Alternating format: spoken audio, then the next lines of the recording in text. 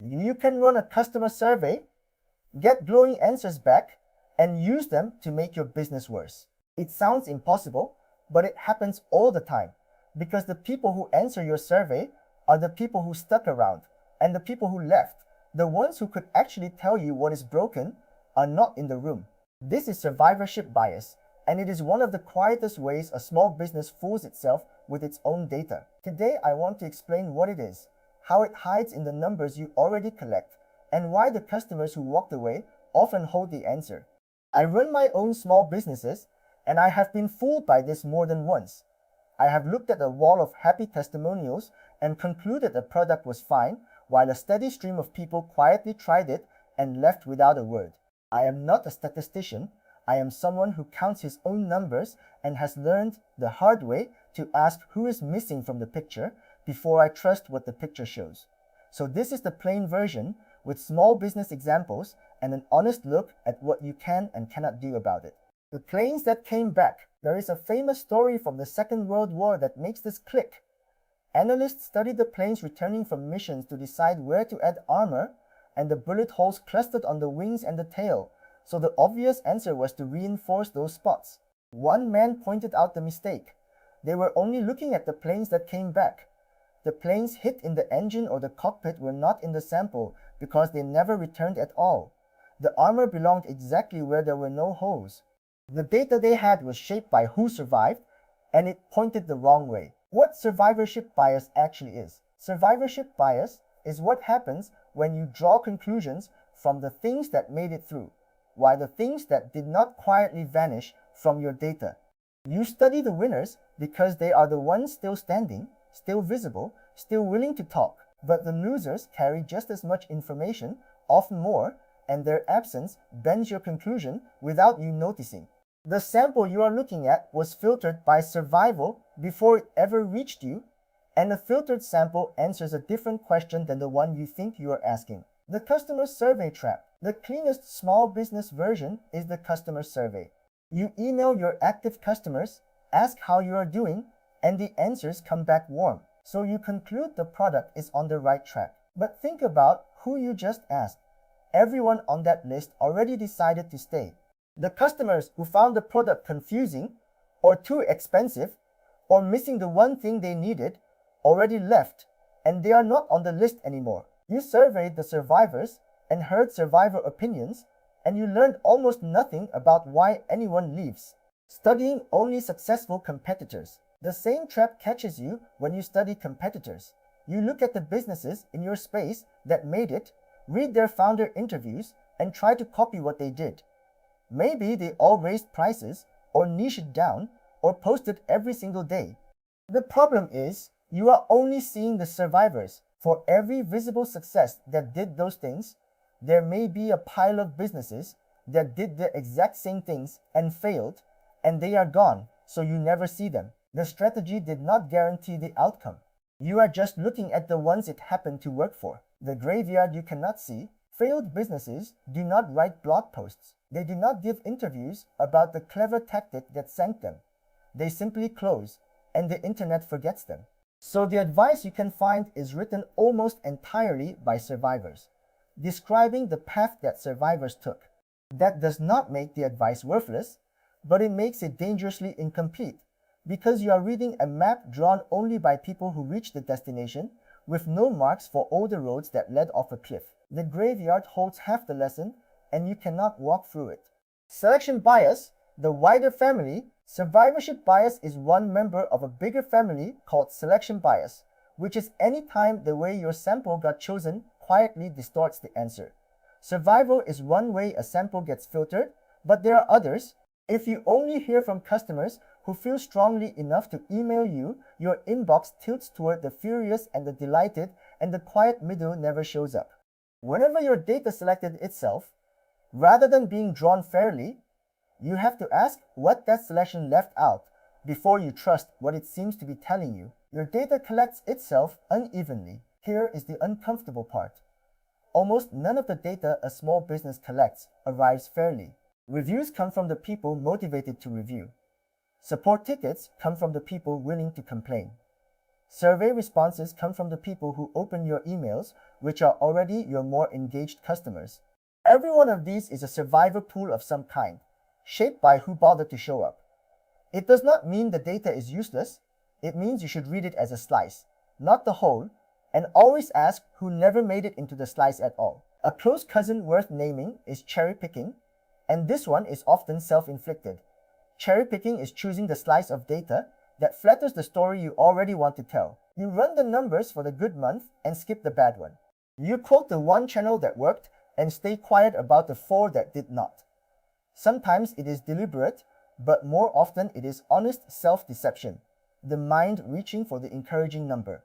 The guard against it is deciding what you will measure before you look, so the data does not get to pick itself after the fact. Absence of data is not absence of a problem. One of the most expensive mistakes is treating silence as good news. No complaints does not mean no problem. Most unhappy customers never tell you they are unhappy. They just leave quietly and never come back. An empty complaints folder can mean everything is fine, or it can mean the unhappy people gave up on talking to you long ago. Absence of data is not absence of a problem, it is just absence of data. And reading a quiet inbox as a healthy business is one of the ways survivorship bias does its worst and most expensive work. The customers who left hold the answer. This is why the customers who left are worth more to you than almost any survey of the ones who stayed. The people who churned know exactly what was missing, because it is the reason they walked. Reaching out to them is uncomfortable, and most of them will ignore you. But the handful who answer will tell you things your happy customers never could. They are the planes that did not come back. Their absence from your usual data is precisely why their answers are so valuable, and going out of your way to hear from them is how you finally see the holes in the engine. No news is not good news. The same logic reshapes how you read your own metrics. A flat support queue might mean a smooth product or a resigned audience. A stable customer count might hide heavy churn masked by equal signups, 2 big flows canceling out while you see a calm surface.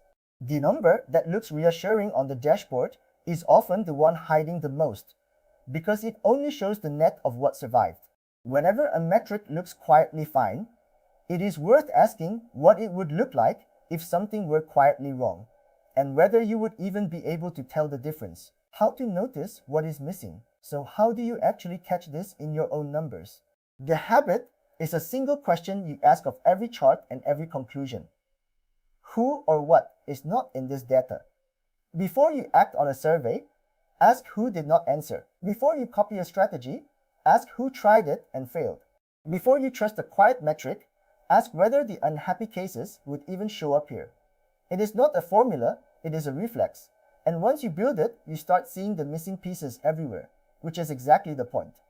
The denominator you forgot. A related trick is to always look for the denominator. A wall of 5-star reviews looks great until you ask 5-star out of how many buyers? Say 10 glowing reviews out of 20 customers, which is one story, against the same 10 reviews out of 10,000, which is a very different one.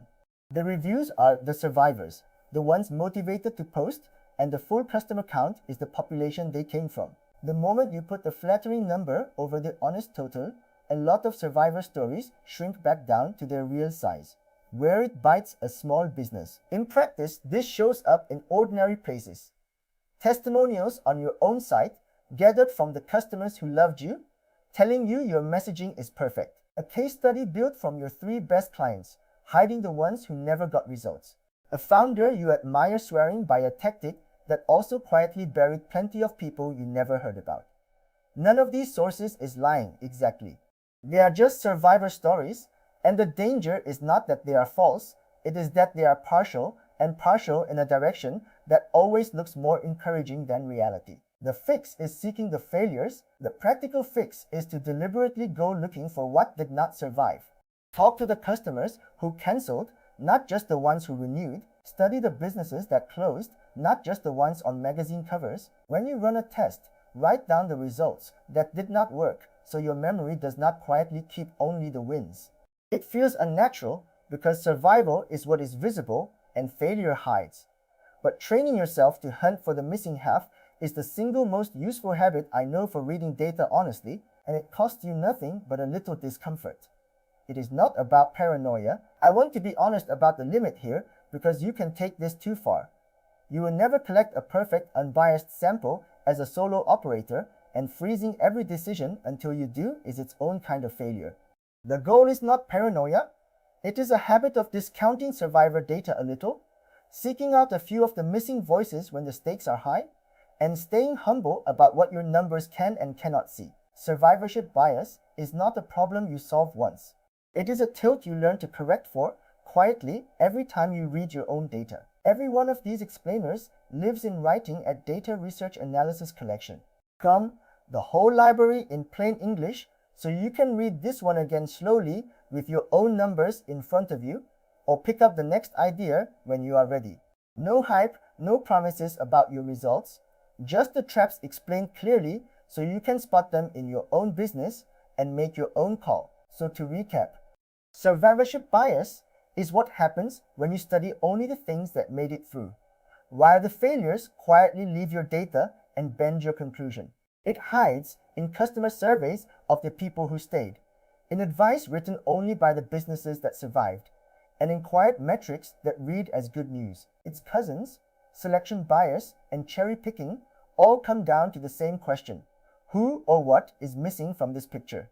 The customers who left often hold the answer, so go out of your way to hear them. Next time I want to talk about the base rate and why the background odds change how you should read almost any number.